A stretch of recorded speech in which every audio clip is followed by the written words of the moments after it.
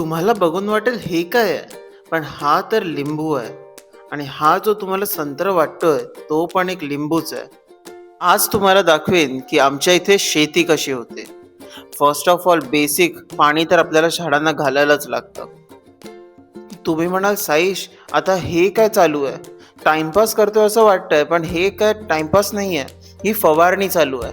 ह्यानी काय होतं, जे आपल्या झाडावरती काही किडे वगैरे लागले असतील, तर ते निघून जातात. हे करणं गरजेचं असतं. ह्यानी झाडाची हेल्थ चांगली राहते." आणि मी तर इथून खालून करतोय. हा बघा कुठे चढलाय.